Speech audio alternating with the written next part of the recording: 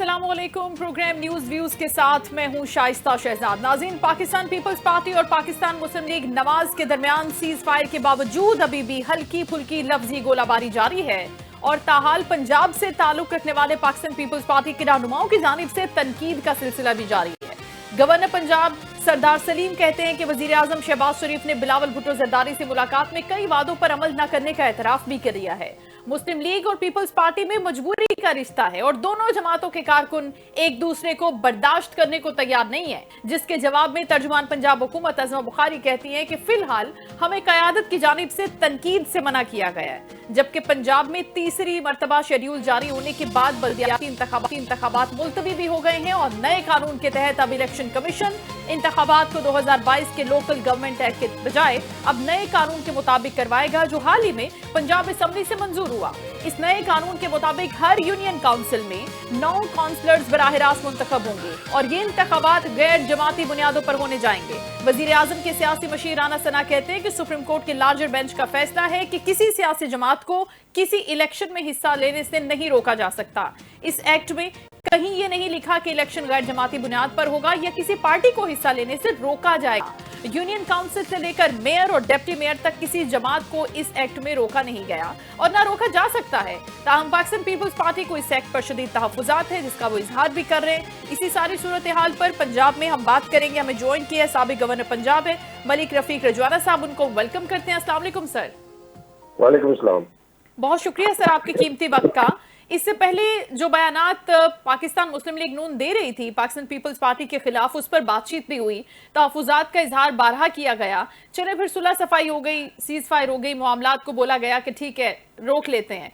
अब अज़मा बुखारी साहबा भी कह रही है कि हमें सख्त बयानात से तनकीद से रोका तो गया है, लेकिन फिर भी ये बयानात का सिलसिला जारी है। तो इस इत्तेहाद में रहना नहीं चाहते या इसको एक बोझ समझ रहे हैं? इत्तेहाद चलेगा कैसे अगर ये छोटे छोटे मामलात ही रिजॉल्व नहीं कर सकती दो बड़ी पार्टीज जिनका इत्तेहाद है?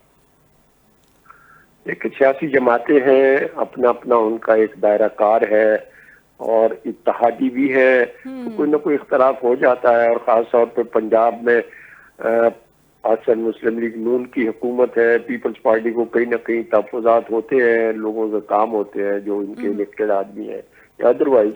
मगर ये देखे सबसे अच्छी बात ये है कि दोनों जमातों की सीनियर क़यादत ने ये फैसला कर लिया है कि आपस में अब बयानबाजी नहीं होनी चाहिए। इसके बावजूद अगर कोई भी करे, किसी भी जमात से करे, तो वो मुनासिब नहीं है। लेकिन गवर्नर पंजाब साहब ये जो फरमा रहे हैं कि मजबूरी का इत्तेहाद है, तो फिर सर ये क्या मजबूरी है? कोई सियासी मजबूरी है, कोई एक दूसरे के मफादात? मेरे पास हो रहे हर आदमी का या हर सियासी वर्कर का या हर जो अभी आप जो बुखारी साहिबा की बात कर रहे हैं हमारे लिए बच्चों की बराबर है, तो बात ये है कि हर बात को मुख्तलिफ अंदाज में पेश किया जाता है। कोई किसी अंदाज से गुफ्तगू करते हैं, कोई किसी अंदाज से करते हैं। मुद्दा तो एक ही है कि कोई गोलाबारी नहीं होनी, लफ्जी गोलाबारी, और तनकीद नहीं होनी। इत्तेहाद जो है वो मजबूरी का है या कुछ है। देखें, इसको अंग्रेजी में मैं तो समझूंगा ये ऐसे होता है कि जब जमातें मिलती हैं ना, तो मुल्की मफाद को भी मद्देनजर रखती है और एक मैरिज ऑफ कन्वीनियंस भी होती है। एक बहुत ज़रबुल मिसल है मैरिज ऑफ कन्वीनियंस। अपनी अपनी सहूलतों का ये एक रिश्ता होता है। अच्छा। जैसे पीपल्स पार्टी ने गवर्नरशिप ले ली, पंजाब में KPK में ले ली, सदारत ले ली, जैसे भी सूरत हाल है। सेनेट के चेयरमैन है हमारे मोहतरम गिलानी साहब। तो ये मैरिज ऑफ कन्वीनियंस ही चल रही है, चलेगी, इंशाल्लाह जरूर चलेगी। कि मुल्क इस वक्त जो है ना, ये एक ऐसे समझे फ्रेजाइल सिस्टम जो हमारा पॉलिटिकल सिस्टम है, इसको मजबूत करना चाहिए। इसको जरा भी हलचल आए तो वो नुकसान हो। तो सर ये जो पंजाब के पीपल्स पार्टी के रहनुमा हैं जो कह रहे हैं कि हमने तो ऑपोजिशन में बैठ जाना चाहिए, वो ज्यादा बेहतर है, क्योंकि पंजाब में पीपल्स पार्टी को बिल्कुल भी स्पेस नहीं दिया जा रहा, काम के हवाले से कोई सपोर्ट नहीं है। दूसरा, 1 माह का वक्त जरदारी साहब भी कहते हैं कि दे दिया है। 1 माह के अंदर अगर हमारे रिजर्वेशंस को, हमारी शराइत को पंजाब के हवाले से माना नहीं जाता तो फिर हम सख्त फैसला ले लेंगे। ये अभी CAC की मीटिंग में डिसाइड हुआ है सर। ये पीपल्स पार्टी के दोस्तों का जो शिकवा है वो अपनी से करे, और उनकी सीईसी जो फैसला करेगी। तो इनफरादी तौर पर उन बातों का मेरे से तो कोई ताल्लुक नहीं है, ये उनका इंटरनल बात है, उनकी पार्टी के अंदर की बात है। जो दोस्त हमारे पीपल्स पार्टी के शिकवा शिकायत कर रहे हैं, तो जब तक कोई पॉलिसी ऐसी उनकी जमात की क़यादत सेंट्रल वर्किंग कमेटी की मीटिंग के बाद नहीं देगी, तो उस पर मजीद गुफ्तगू मैं समझता हूँ मुनासिब नहीं है। लेकिन मामलात सर देखिए, पंजाब के अंदर अगर चीजें हो रही हैं और उससे पंजाब के पीपल्स पार्टी के रहनुमाई खुश नहीं है और वो शिकायत करते रहते हैं गाहे बगाहे, बिलावल भुट्टो जरदारी साहब से भी। जी बात ये है मैडम, बात सुने, अब हमें तो नहीं पता क्या शिकायत आता है। शिकायत यही होगी कि ट्रांसफर पोस्टिंग करे, मेरा फलां काम करे, डेवलपमेंट फंड से, यही मेनली तो यही होते हैं।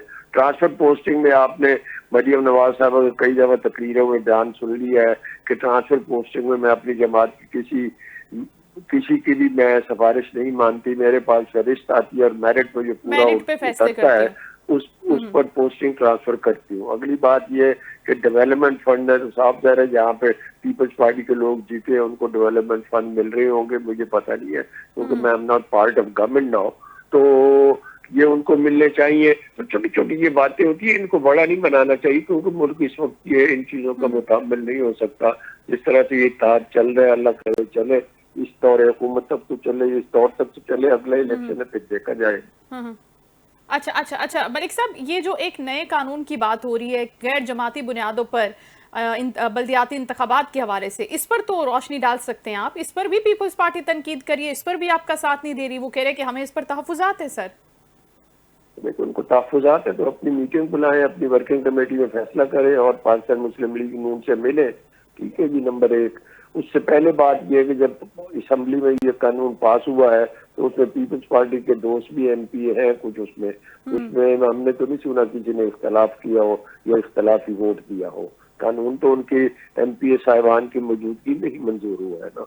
तो मेरा ख्याल में, जो मेरा इल्म है, जो मैंने देखा है या मीडिया पे, प्रिंट पे या इलेक्ट्रॉनिक पे, ये बड़ी अहम बात कर रहा हूँ। तो अगर पीपल्स पार्टी को उस पर कोई एतराज उस कानून की मंजूरी में था तो उनके MP जो हजरात वहाँ जो असम्बली में मौजूद है, तो आया उनका कोई एतराज आया है? अगर नहीं आया तो उनके सामने जब ये कानून लाया गया तो फिर जब उनके बंदों ने एतराज नहीं किया तो ये पार्टी पॉलिसी के एतराज नहीं किया मेरे अंदाजे के मुताबिक। आई मे बी राइट और आई मे बी रॉन्ग, तो अब उनका कोई एतराज है तो वो भी सुनना चाहिए। लेकिन खुद ही तो सर दस्तखत किए ना, उन्हीं के गवर्नर ने दस्तखत किए, हसन मुर्तजा साहब तो मैं कह रहा हूँ जी। लेकिन वो कह रहे हैं, मैं तो टेक्निकल बात कर रहा हूँ, लीगल बात कर रहा हूँ, डेमोक्रेटिक बात कर रहा हूँ और सियासी बात सारे मैंने एक दरिया को कूजे में बंद करके कह रहा हूँ कि when they were present in the assembly they give the consent and the governor signed it.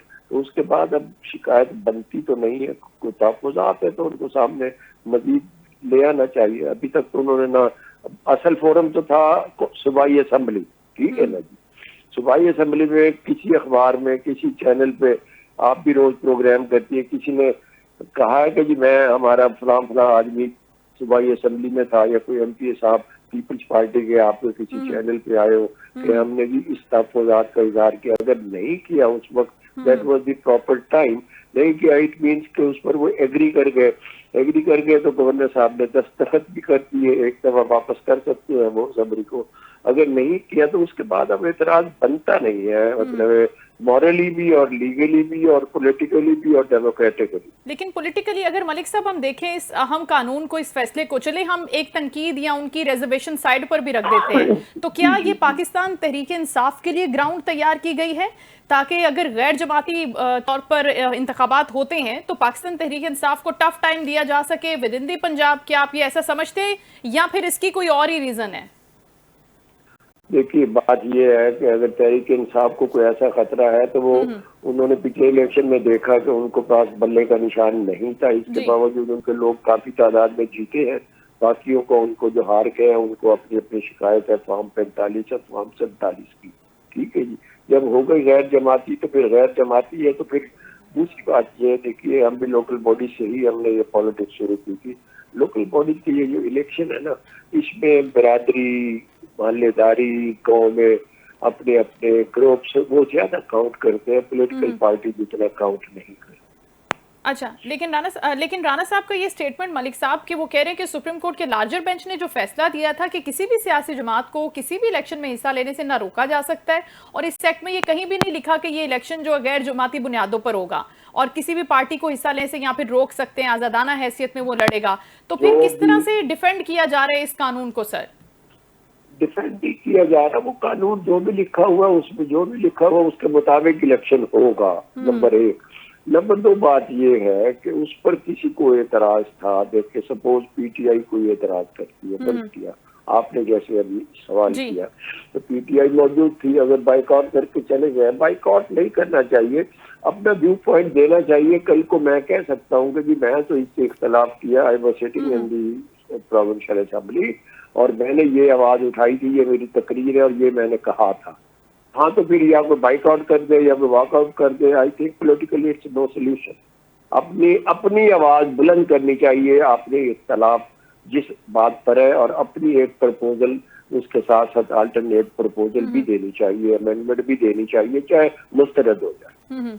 लेकिन मलिक साहब, ये जो पाकिस्तान तहरीक इंसाफ की आप बात कर रहे हैं, पाकिस्तान तहरीक इंसाफ अब खुद सोच रही है कि वो बहुत टफ टाइम देगी। अब जाहिर है केपी की सूरत हाल भी आपके सामने, सुहेल आफरीदी का मामला भी सारा सामने आपके, वो ये चाहते हैं कि मुकम्मल तौर पर टफ टाइम दे खान साहब की रिहाई के मामलात को यकीनी बनाने के लिए।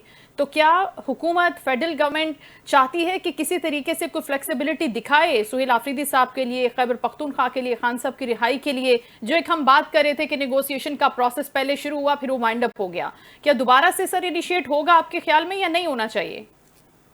देखिए, पीटीआई के लोगों ने या वोटर ने जो केपीके में लोगों को, एमपी हजरात को वोट दिए जो इलेक्ट हो गए, ठीक है, उन्होंने इसलिए तो नहीं दिए कि ये हमारा नुमाइंदा है और सिंगल पॉइंट एजेंडा है कि जी खान साहब को रिहा कराना है, ठीक है ना जी। ये तो बात नहीं है, ये उनका एक अपना मुतालबा, अपने तौर पर उनका है मुतालबा। अब खान साहब जो है वो अदालतों का सामना कर रहे हैं, उससे हम अदालतों की बात करते हैं तो there is lot to be said, वो कहेंगे ये झूठे मुकदमे हैं, वो कहेंगे ये गलत है, वो गलत है। मगर एक बात बड़ी वाज़ेह है, जहाँ भी जो भी रास्ता इख्तियार करे, खान साहब के मुकदमात अदालतों में की स्टेज पे है या अपीलों की स्टेज पे है, वो अदालतों से ही जब तक उनको रिलीफ नहीं मिलेगा, वो मेरी नजर में, मैं कानून का तालिब इल्म हूं, मेरी नजर में वो रिहा नहीं हो सकता। ठीक, बहुत शुक्रिया मलिक साहब आपके वक्त का। मलिक रफीक रजवाना साहब, साबिक गवर्नर पंजाब, गुफ्तगू कर रहे थे PMLN के इस कानून के हवाले से भी, और साथ ही साथ पाकिस्तान पीपल्स पार्टी और पाकिस्तान मुस्लिम लीग नून के दरमियान जो एक सर्द जंग का आगाज हुआ है, तो कहने को तो ये जंग जो है वो रुक जाती है। अज़मा बुखारी साहबा कहती हैं कि हमें हिदायत हैं कि अब आप तनकीद ना करें, सख्त बयानात ना दें, लेकिन उसके साथ साथ इन बयानात का सिलसिला भी जारी रहता है, जिस पर पाकिस्तान पीपल्स पार्टी अभी मानने को तैयार नहीं है। और वो चाहते हैं अपनी सेंट्रल एग्जीक्यूटिव कमेटी से कि वो कोई फैसला ले ले। वो फैसला ये भी हो सकता है कि इससे इत्तेहाद से अपने रास्ते जुदा कर लिए जाएं, क्योंकि वो ये समझते हैं कि पंजाब के अंदर अगर वो इस इत्तेहाद के साथ चलते हैं तो उनकी पोजीशन काफ लीग से भी कमजोर हो सकती है। तो क्या पाकिस्तान पीपल्स पार्टी अपने सर्वाइवल की जंग लड़ेगी पंजाब में, कोई सख्त फैसला लेगी, या फिर इसी इत्तेहाद को आगे बढ़ाकर वो एक पॉलिटिकल रास्ता जो कि मॉडरेट रास्ता होगा उसी को इख्तियार करेंगे? प्रोग्राम में यह वक्त हुए शॉर्ट ब्रेक का, स्टे विद अस।